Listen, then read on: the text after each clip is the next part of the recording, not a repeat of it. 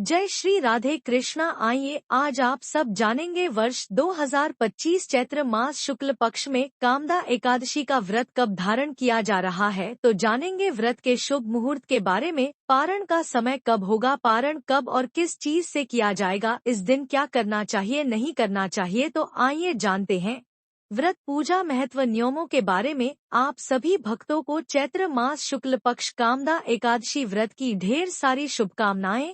आप सभी के जीवन में लक्ष्मी नारायण की कृपा से आप सभी को सभी प्रकार के सुख और समृद्धि की प्राप्ति हो। प्रत्येक माह कृष्ण पक्ष और शुक्ल पक्ष की एकादशी तिथि के दिन एकादशी का व्रत धारण किया जाता है। प्रत्येक एकादशी व्रत का अपना विशेष महत्व माना गया है। यह व्रत भगवान विष्णु भगवान श्री कृष्ण को अति प्रिय होता है। यह सभी प्रकार के पाप और ताप को नष्ट करने वाली है। कामदा एकादशी व्रत का यह महत्व है, जो भी भक्त सच्ची श्रद्धा के साथ कामदा एकादशी का व्रत धारण करते हैं, इस दिन भगवान विष्णु, माता लक्ष्मी और साथ ही भगवान त्रिलोकीनाथ की पूजा करते हैं।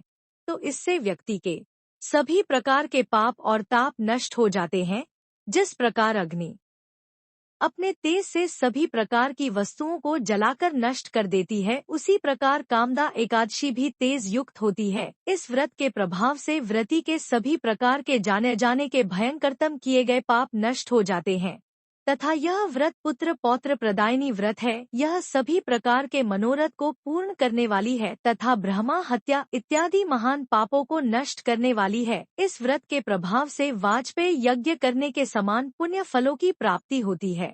चैत्र मास शुक्ल पक्ष की एकादशी तिथि प्रारंभ समय 7 अप्रैल 2025 दिन सोमवार रात्रि 8:02 और एकादशी तिथि की जो समाप्ति है वह 8 अप्रैल 2025 दिन मंगलवार रात्रि 9:14 पे एकादशी तिथि की समाप्ति है। तो सूर्योदय व्यापनी के अनुसार सभी भक्तजन 8 अप्रैल 2025 दिन मंगलवार को मृत्यु को धारण करेंगे। 7 अप्रैल को दशमी दिन के नियमों का पालन करेंगे। 8 अप्रैल को एकादशी का व्रत धारण करेंगे और 9 अप्रैल को एकादशी व्रत का पारण किया जाएगा। एकादशी व्रत का पारण हरिवासर समाप्त होने के बाद करना चाहिए। द्वादशी तिथि का पहला चौथाई हिस्सा हरिवासर का होता है। तो द्वादशी तिथि की समाप्ति है। तो सभी भक्तजन व्रत का पारण 9 अप्रैल को सुबह 6:02 से सुबह 8:35 तक व्रत का पारण कर लेंगे। कामदा एकादशी व्रत का पारण गो घतेन पाणम यानी कि गौ घृत से व्रत का पारण है। यह संभव ना हो तो आप जल फल या तुलसी दल से व्रत का पारण करें।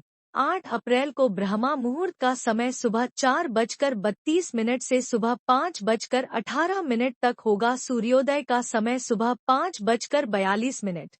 सूर्यास्त शाम 6:17 होगा। 8 अप्रैल को राहु काल का समय दोपहर 3:08 से शाम 4:43 तक होगा और 9 अप्रैल को सुबह 11:39 से दोपहर 1:34 तक होगा। राहु काल समय के दौरान कोई भी शुभ कार्य या नया कार्य नहीं करना चाहिए, इस बात का ध्यान रखें।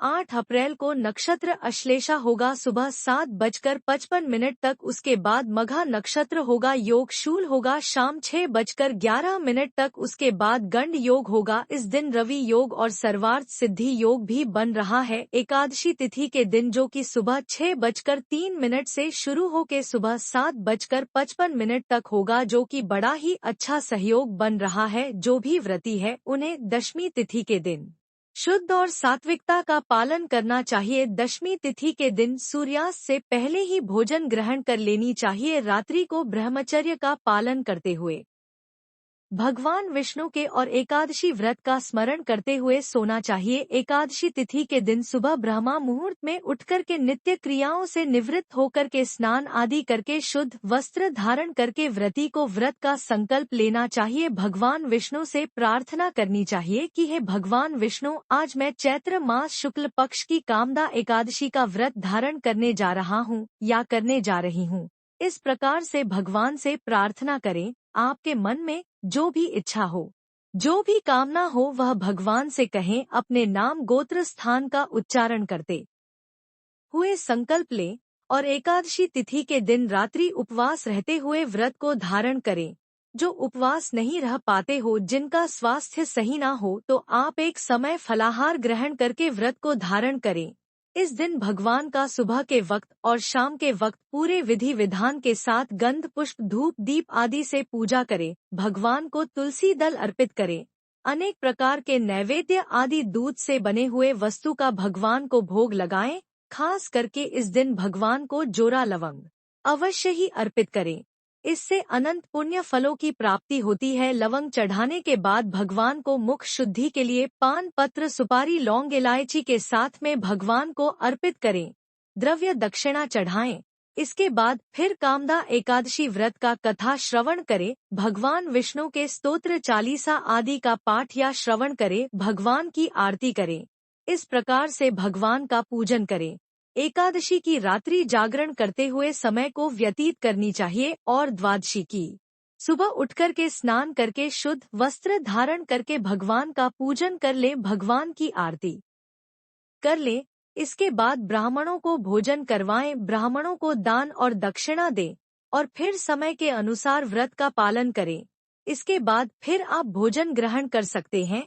जो भी व्रती है, व्रत के दौरान शुद्ध और सात्विकता का पालन करना चाहिए। व्रत के दौरान किसी के ऊपर क्रोध नहीं करनी चाहिए। अपने मन में किसी के प्रति ईर्ष्या या द्वेष का भाव नहीं लाना चाहिए। भगवान विष्णु के चरणों में अपना मन लगाना चाहिए। इस दिन जहाँ तक हो ओम नमो भगवते वासुदेवाय, श्री कृष्ण गोविंद हरे मुरारी आदि नाम मंत्रों का जप करना चाहिए। इससे भगवान विष्णु अपने भक्तों पर अति प्रसन्न होते हैं।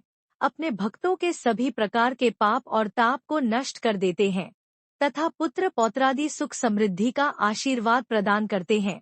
तो आशा करती हूँ कि यह जानकारी आपको अच्छा लगा हो। इसी प्रकार से ज्ञानवर्धक जानकारियाँ प्राप्त करते रहने के लिए, व्रत पूजा के बारे में जानने के लिए, कथा को सुनने के लिए चैनल पे अगर आप पहली बार आए हैं तो चैनल को लाल बटन दबा करके सब्सक्राइब करें। साथ में बेल आइकन घंटी को दबाएं ताकि आने वाली वीडियो का नोटिफिकेशन आपको समय से मिलता रहे।